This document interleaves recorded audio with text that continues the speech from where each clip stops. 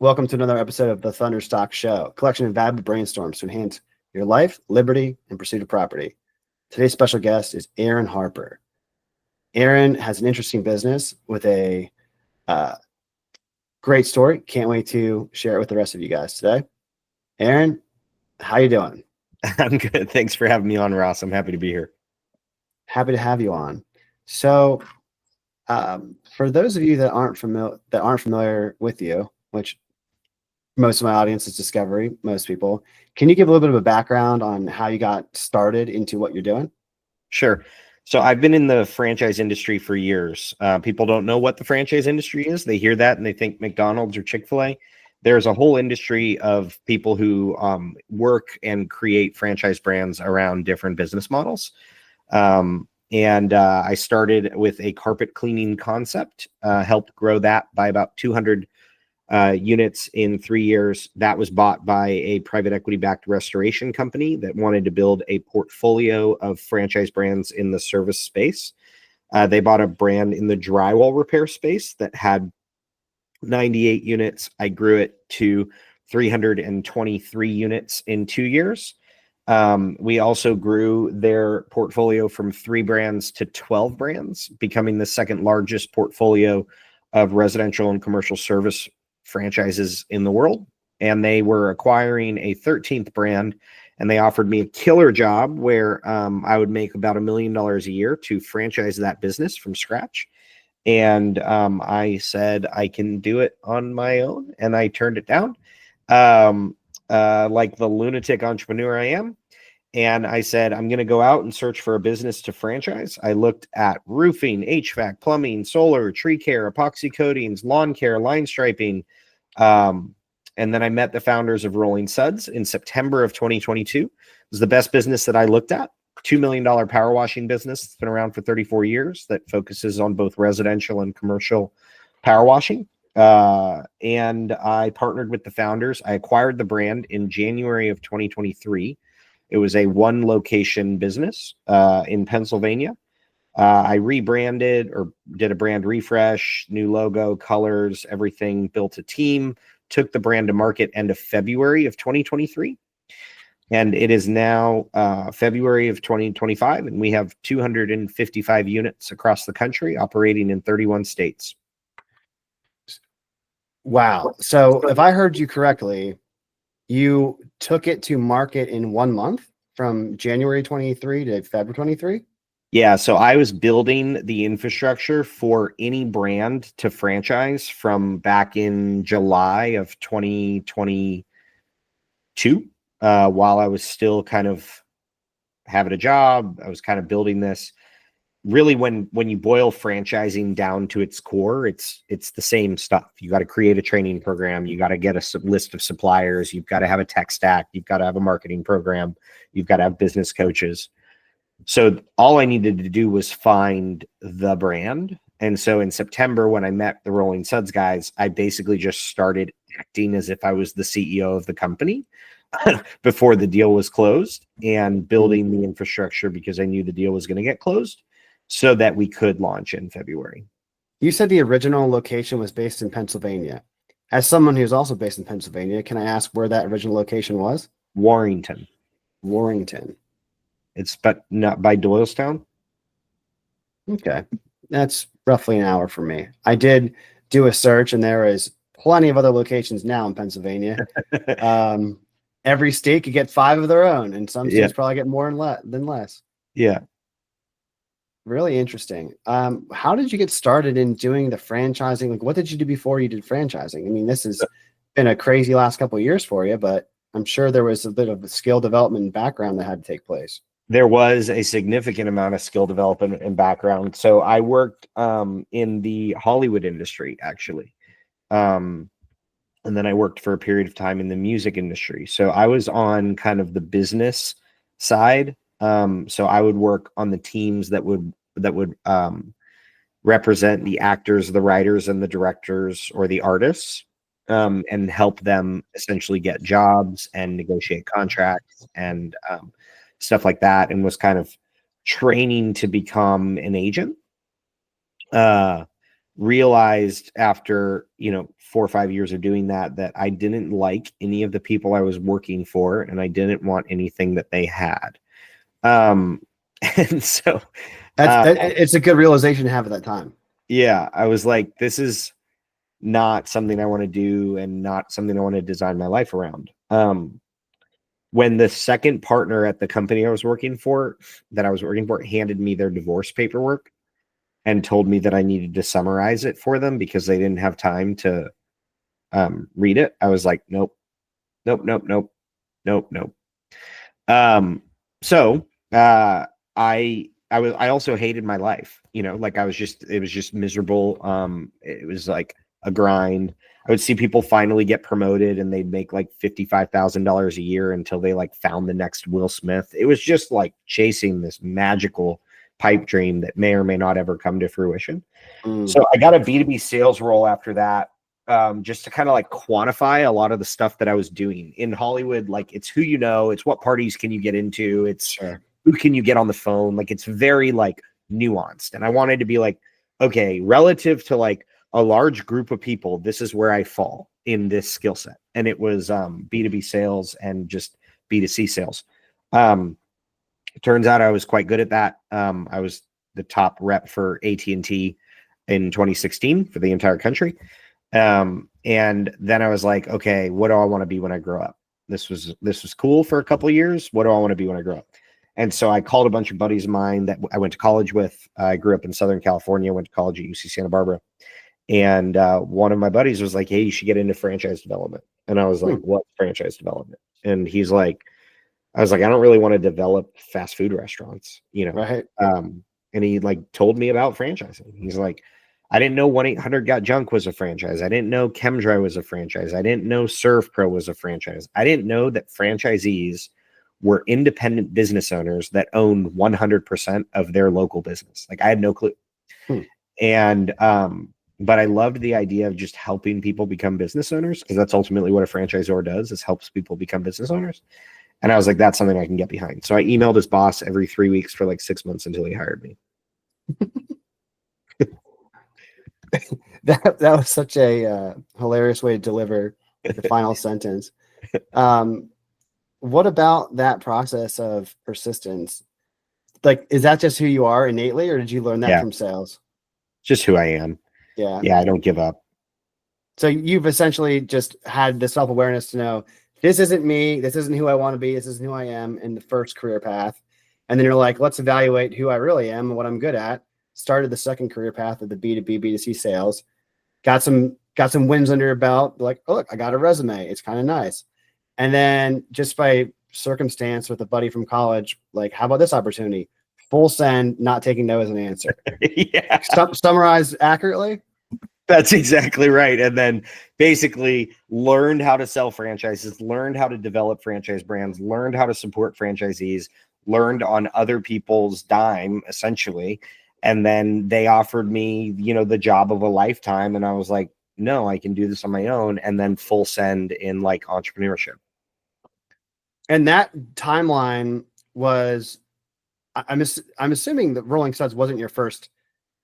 I know you mentioned earlier, I'm kind of a little bit confused with the business model, but for clarity, you've done smaller deals of franchise development, and then you got into Rolling Suds as your most recent one, but that wasn't your first on your own, correct? Right. So his boss, the company I worked at first was Chem-Dry, which was the biggest carpet and floor cleaning franchise out there. I helped grow that by 200 units. Then that company was bought by a big company, and then they bought another company called the Patch Boys, which was a drywall repair brand. My company put me on that one and helped me and let me continue to kind of manage a team for the other one. I grew that one from 98 units to 323 units in 2 years. Right. And then they were like, we want to put you on track for C-suite. This is going to be great. We're going to give you a title with the word president in it. And I was like, that's great, but I can do this on my own. Gotcha. Okay. So, man, this question is something that won't apply to you at all. It's hilarious. Usually the question I want to ask next is concerning the mental state and decision to make the jump from being an employee to an owner. But for you, that was pretty darn clear. And you were already halfway out the door before the offer to get a promotion was there. So senseless question to ask, really refreshing to hear, honestly. Like 1 out of 100 people I've interviewed is just like, oh yeah, I was definitely going to start my own thing. No doubt about it. What if anything, I guess, would be the biggest challenge that you've faced, barring anxiety that seems like it just fuels you, but like what are some of the challenges that people might not know about that you had to overcome? I mean, listen, like for those who either have a business or don't have a business, like entrepreneurship is and will be the hardest thing that you will ever do. Right.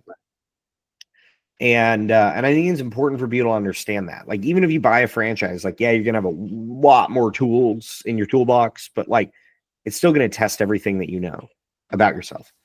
And the business needs a different version of you at every stage of the business. Like, if you're the founder or you're the owner of the business, like, and so the faster your business grows, the faster you have to grow. Mm. The business is only limited by how fast the owner can grow individually and elevate out of different roles and hire people and train and skill, like all that kind of stuff. And so I went from more or less an individual contributor role where I got paid really well. I mean, in 10 months, I made over $600,000 a year, to, hey, now you're going to own this business. You're going to start from scratch. You're going to raise capital. You're going to partner with founders. You're going to have an operating agreement. You're going to have a board. You're going to have like, oh, and you're going to need to like hire all these people and like build teams and all that. And so like I've had to go from $0 in revenue to over $10 million of revenue in 2 years. And I, as an entrepreneur, have had to evolve to meet up with the demands of the business. I don't want to let you off the hook on this. That's okay. I want to know, as someone that took something from $0 to 10 million in revenue, it took me 3 years. Didn't do it in two. That's why 2 to me is just mind blowing. Part of the journey, at least from an obstacle overcoming perspective, was understanding that growth's not linear, it's exponential. So you might feel like you're going backwards or like taking a bunch of losses and getting punched in the gut repeatedly. And then you get a win and it's just like, oh, look, we rocket shipped. And like, yeah, overnight. Did you have a similar experience where the growth wasn't linear, or was it pretty much like we're doing, 255 locations divided by however many months, and that's how you scaled? So in the first 9 months, we went from 0 to 90. And in the next 12 months, we went from 90 to 255. So I think the thing that was a multiplier for me was last year. So up until April of last year, I was doing all of the sales for my company myself. Mm-hmm. And that was the hardest thing for me to let go of in the organization, because I had a team that was relying on me to continue to keep generating the revenue, to keep making sure they were getting paid. Also, like, that's my background, and there are like very few people in the industry that are better at that function than I am. And so I was like, I need to keep doing that. There was one point where I had a waiting list of people that if I had a cancellation for an intro call for me, they wanted that spot. And I was booked out 5 weeks in advance on intro calls, for people that wanted to join our franchise. And were you the only person producing, like only person selling? Yeah. I was the bottleneck. Yeah. But it's one of those things where when you're good at your job, you get to do more of it. You have to do more of it. And then you have to, at least in my experience, you have to take a step back to take a step forward. Mm-hmm. And we had to take a step back because we were selling, 20 units a month or whatever. And we had to take a step back. What I was doing wasn't scalable because I was using me and my personality to sell deals. Mm-hmm. And we needed to basically like create systems, approval structures, the whole deal. Like, because I was the one approving franchisees to come in because I own the company. Now we've got a salesperson and a qualifier and a chief development officer and a brand president. Like, now there are multiple people in the decision-making process. And we also learn more as we add more owners, as to like what works and what doesn't. So I stepped out of sales, built a sales team, and then in addition to that, when we were still ramping up the sales team, built an executive team, because I knew that this year we were going to go to 400 plus units. And in order to get to 400 units with 200 of them open, you need people who have done the thing before. Once you reach 10 million in revenue, you need people who have done the thing before, leading departments, and you got to lead through leaders. So now I'm like, all right, I got to figure out how to lead through leaders.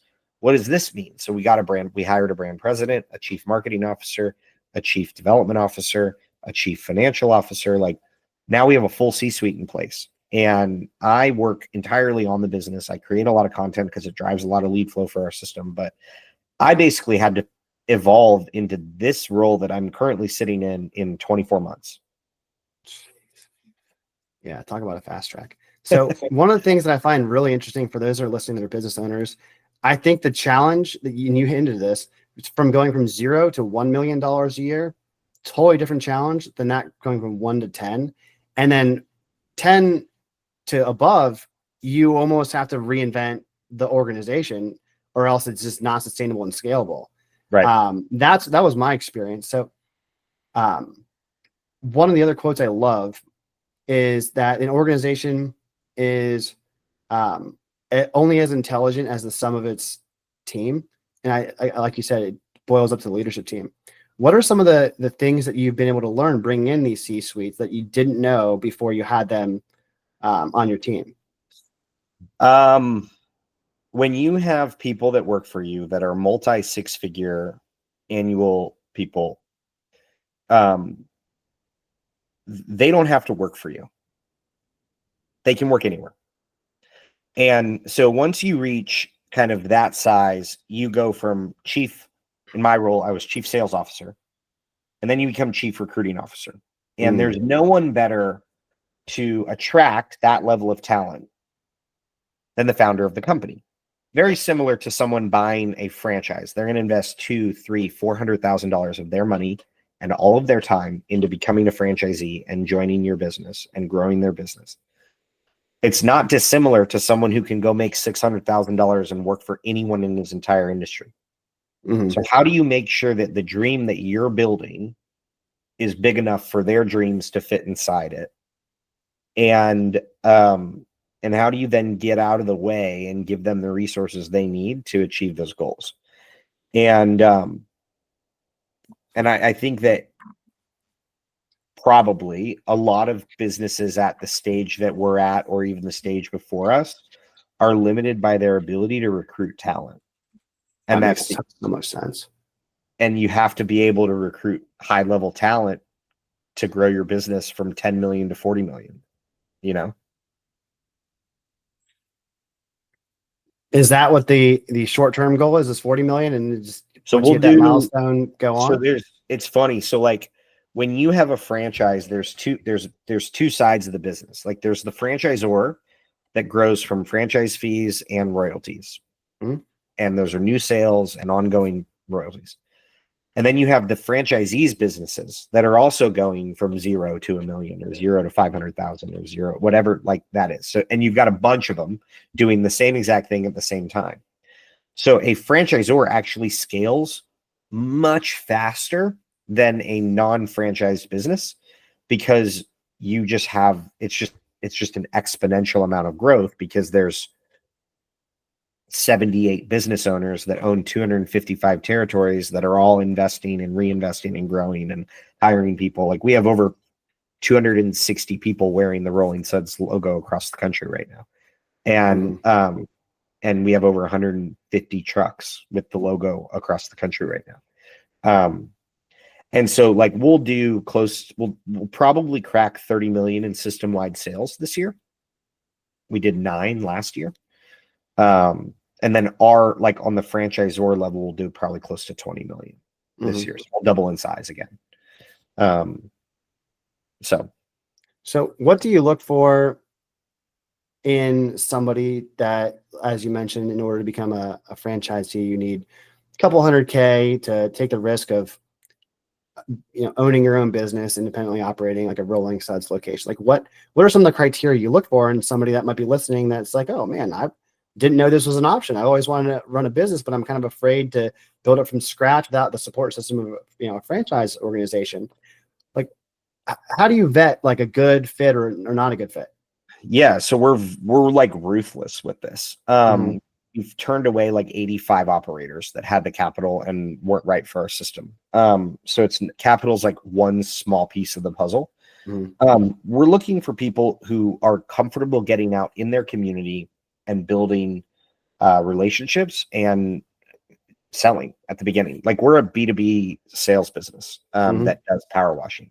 The majority of our model is commercial power washing. So recurring kind of cleanings of fast food restaurants and all of that kind of stuff. And so you have to be able to get out in your community and talk to people. If that is something that is uncomfortable to you, we can absolutely train you on how to do it, but Yeah. it is a big piece of our business. And now we do turn on leads for franchisees, and there's leads that are generated and they're warm leads and all that kind of stuff. It's great. However, like, to win, we just cleaned the Superdome, the top of the Superdome. And like, that took 9 months to win that job, of our franchisees hustling, grinding, trying to win it, and so what we're looking for is people who are willing to go out and do that. We're also looking for people who like don't want to like just have one truck and a couple territories. Like, this is a model that you have the opportunity to grow a big power washing business. There's no one else doing what we're doing. Like, literally, there's no one that's even like a close second in terms of size. And so we have an opportunity to build something great. So this isn't a side hustle. This isn't like I'm going to hire a manager and the manager is going to run it for me and I'm going to keep my job full time. Like, this is go all in, do or die. This is my everything. So I expect it to be every single franchisee's everything that comes into this. And we're all growing this business together. You can train for skills and knowledge and experience, but it's hard. You can't really pick somebody's who they are, their DNA or their, Right. their character. So you need to find somebody that can unabashedly go all in, have Yep. that relentless determination, and take no for an answer and stay persistent. Yeah. Man, that's such an applicable thing. I love when you talked earlier about how the franchising is just creating a repeatable system and then like I said, repeating it. What are some things about the power washing industry that people listening might not understand about it, that make it unique to other? Because, like you said, many people think of franchise and think of like McDonald's or Chick-fil-A or Yep. fast food, the generic stuff. But what stands out to you with power washing? So you can franchise theoretically any business in any industry, assuming that it has repeatable systems that you can plop into any market, right? Like, whether it's cold plunge sauna concept versus like a lash concept versus hair versus power washing versus restoration, like, any business can theoretically be franchised, assuming that the processes are replicable. The reason I chose power washing specifically, I looked at 24 businesses to franchise, were two major reasons. One, there's really no one else in the franchise space that has come before us. Every industry, whether it's roofing or HVAC or plumbing, like, will be professionalized by some franchise brand at some point, if it hasn't already become already. So I really wanted to find something that hadn't yet. Power washing hadn't yet. So the biggest example I can think of this is like 1-800-GOT-JUNK. In the early 2000s, it was super fragmented. There was no junk leader in the space, and they came in and like had a great business and they franchised it and they built $1 billion company. So we're doing that to the power washing industry now. The other thing was a difference in product offering. So it's a lot easier to disrupt a market when the product that you have is objectively better than everyone else's. You've also heard it called a unique selling proposition, Right. Or USP. And so we power wash buildings considerably faster and more effectively than anyone else. We build the trucks ourselves for our franchise owners. They are custom trucks that allow us to do jobs. Like we'll do a 3,000 square foot house in 15, 20 minutes, start to finish, set up, tear down, everything. We can hit 5 stories from the ground with our trucks. Anything above that, we send out drones and clean buildings with drones. So we're just we're playing a different ball game. We're coming. I like to say we're coming to a knife fight with machine guns. Man, well, you have the advantage there. I have never seen a mom and pop power wash startup with drones. That's not something you see. So Yeah. but clearly, USP is easily identifiable with facts. Yeah. Well, I have one more deep question than a superficial question. My deepest question is, Aaron, where do you want to be at the end of the day? I assume that you're probably not the type of person that like thinks about retiring or stop working, because it seems like you love what you do. But like, let's just say when you're 80 years old, maybe it's a little bit tougher to get out of bed in the morning. Like, how would you like to look back on your life and remember it? I would want to make sure that I made the best of intention to spend the most amount of time with my kids and my family that I possibly can. I think when I launched this thing, you do what any business owner needs to do. You do whatever it takes to get it off the ground, and it takes sheer willpower and effort, and you're defying all odds to create something that can generate $10 million plus a year in revenue. Like very few people can get there. So it takes every single thing you've got.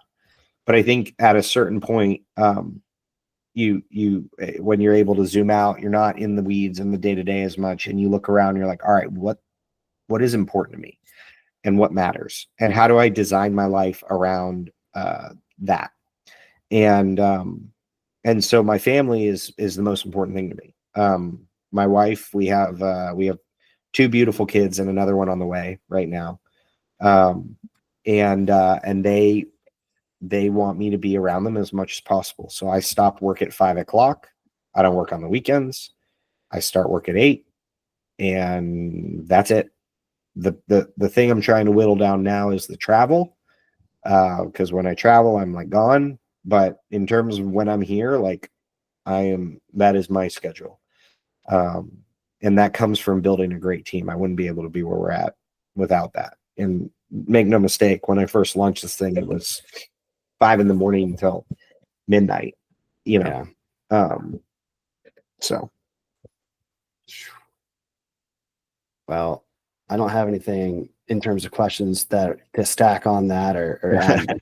The only other thing I have is, where can people find you? Maybe they're interested in becoming part of your franchise organization. Maybe they just want to follow your content. You put out a lot of content. Where can people find you? So I post the most on Twitter, Aaron or X. Aaron Harper CEO is my handle. I also put a lot of stuff out on LinkedIn. I put a lot of stuff out on all channels. So if you just type in Aaron Harper online, a ton of stuff will come up. My Instagram's Aaron T Harper. But yeah, I put out stuff on I'm basically building this company in public. So everything that we're doing, I share. Things we learn, I share. And we've kind of amassed a very niche following of people who want to follow along. Right on. Well, thank you so much for your time, Aaron. Everyone listening, I hope that you took some nuggets out of this conversation. I sure as hell did. And I don't run any ads on the show. Don't plan to ever do so. So the only way the show grows is if you share with a friend. Thanks so much. Be well.